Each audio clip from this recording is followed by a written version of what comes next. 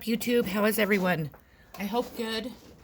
I'm still filming in my garage because I have company, so it makes it hard to work inside. So that's the prettiest thing I could find to let you look at while I do my video. So I'm here with a video. I was asked the other day exactly what a healer was, and so I am doing a video on what exactly is a healer and why are people chosen to be a healer. A shaman is often referred to as a healer. They have the ability to see visions, travel between physical and spiritual realms, and transform energy in healing people, often referred to channeling or universal energy to help people clear energetic blocks. How do how does energy healing actually work? Jeez. Energy healing is considered a subset of magic, but natural magic. To perform energy healing, they say all you need is the intention to do so. But personally, I do not believe that is true. For a true healer, as I have not set out to heal people, and people swear that just being around me and my energy have healed them, in their wounds, their hearts, their souls. And I've never really set out to do that. I've never set my intentions. I don't believe that everybody can just set intentions and heal people. I do not. And that's just my personal opinion, though. They state that the way to heal someone is putting your hands over a person or meditating on the intention. But in my case, I do not do either one of them, as it appears that just being around my energy does the trick. They state that to be a good healer, it only takes giving a shit, and I must be a good healer, as I do give a shit and I do care about people a lot. So by us being positive, caring, thoughtful, this gives out healing energy on its own. But when it's done with a more direct intent and focus, makes it even stronger and helps heal others a lot faster. How can you spot out a good healer? As there are a lot of people that offer healing services, but most of them are found to be frauds and are just pretending to have the ability to heal when they do not, and are just seeking to make money by deceiving people. People like me that are true healers are not out to charge a lot of money and are truly able to heal people. And we heal those that come to us for healing. A good healer will know that they have to heal themselves first and keep healing themselves throughout their life. A good healer is original. They will not copy others, like other techniques. They will not learn their skills. They will heal you the way that they're able to, because I believe that each healer has a way that they heal, because I just believe that. Able to, in which however their healing works for them. Also, a good healer does not tell you that you are cursed and ask you for 300 to 1,000 plus some to fix it. Some will lure, I can't say that word, lure, they'll draw you in, that's what I'm trying to say. They'll draw you in by offering some kind of special, such as, $20 for healing, or 30 special, then while they have you there, they will tell you that you are cursed, and they will tell you that to get rid of the curse, you will have to pay hundreds to thousands of dollars to get rid of this curse.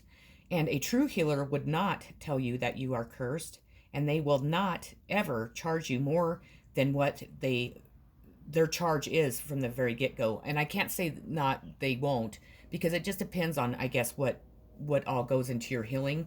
But if you do schedule an appointment with a healer, you need them to specify how much it's going to cost.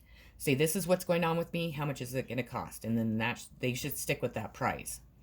I do not want to express that curses are not real, but typically we end up cursing ourselves as we create situations in our lives that are created by self-sabotage, that we create by blocking things and by the things that go back into our childhood traumas.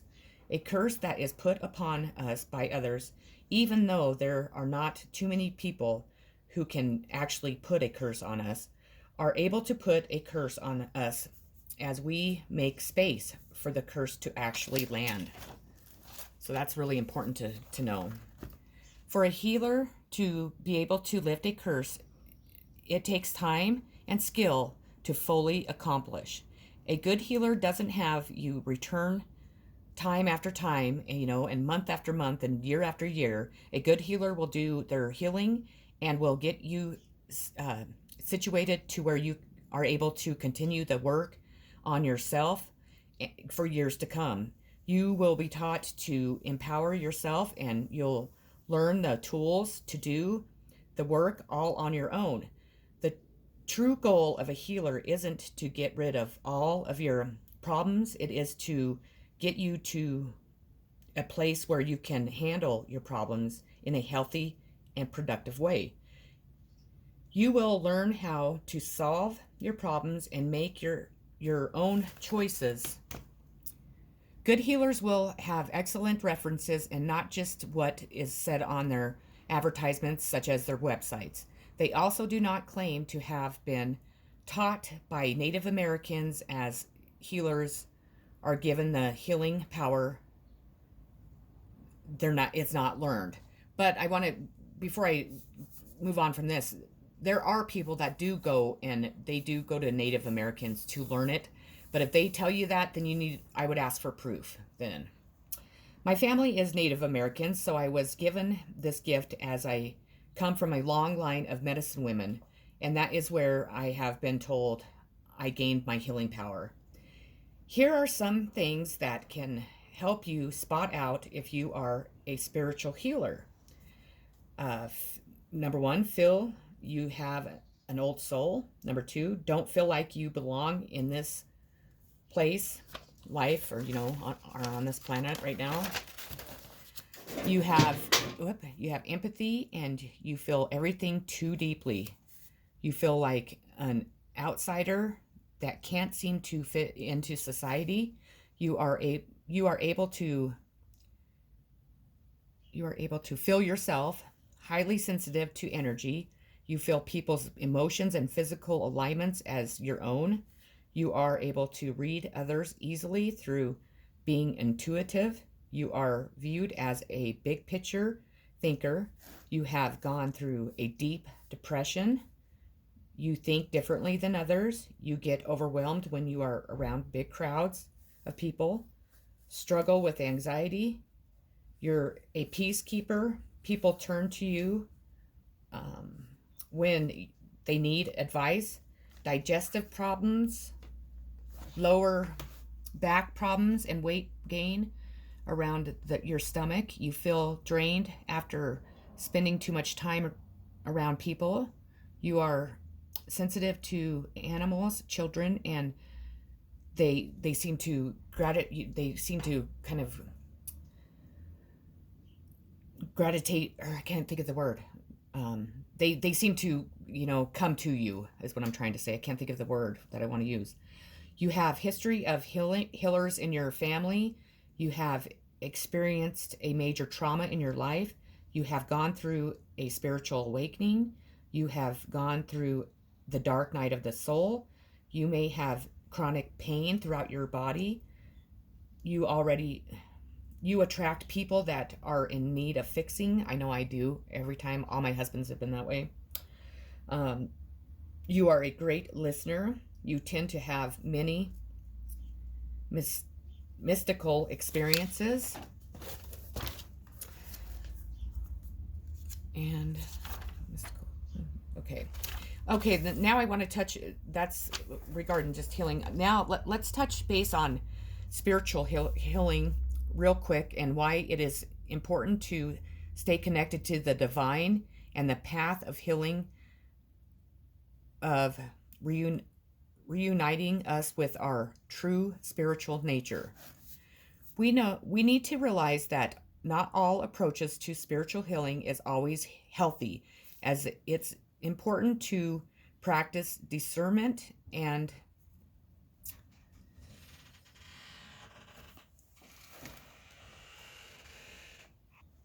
sorry, I had to put you on hold or because my daughter came out, so let me see where I'm at. Important to practice discernment so you are not taken advantage by the false healers. Spiritual healing is the practice of restoring, harmonizing, and balancing own spirit or soul, and is the reconnecting with our true nature, and occurs as we begin to consciously reconnect with our essential being, the wise, loving, powerful, creative entity that we are.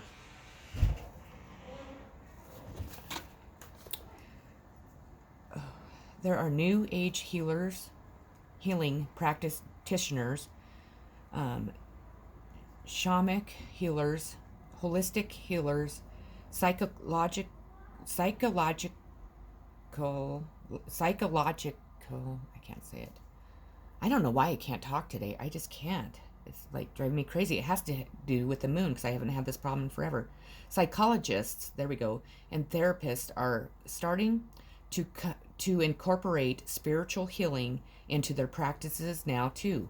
Here are a few different types of spiritual healing: physical healing, emotional healing, soul healing, holistic healing, chakra healing, ways to heal your soul, self-love and self-care, inner child work, shadow work, soul retrieval, solitude and introspection, meditation and mindfulness, connection with spirit, animals, and spirit guides, spending time in nature. Let's see here. What can be the dark side of spiritual healing that we don't seem to hear about? When we use it to get rid of certain feelings, memories, and experiences, which is a form of resistance, which leads us to tremendous suffering, which is anxiety, depression, anger, resentment, and bitterness. When a spiritual healer makes people believe that they have to pay a lot of money to manifest their desires to vibrate high, and will keep their power instead of giving it back. Lastly, please remember that spiritual healing isn't so we can avoid anything that we don't want to, deal with. It is to help us along the way to the core and roots of our issues so we can heal them and be able to move towards a healthier future. What things can hinder our spiritual growth? Numbing emotions through spiritual repression and avoidance, obsession and attachment to the positive thinking and adoption of a passive aggressive nice mask, having judgment about one's negativity or shadow self, anger, phobia, weak personal boundaries, forceful trying to kill the ego, and condoning it as bad and evil, denial of self-responsibility. Let's see if I have anything else. Oh, I do. Let's see what else I have here. What is the dark night of the soul? I'll just go ahead and, no, I'm going to do that in a different video. So I am done. That's going to be my next video because I haven't finished that one. I forgot. So I hope that this gave you some information and it helps you understand exactly what a healer is and what we do. And I apologize again for stuttering. It's just, it's got to be the full moon because it's getting me again. So, but anyways, I'm sending much peace, love, healing, positive vibes, and peace again. Many kisses.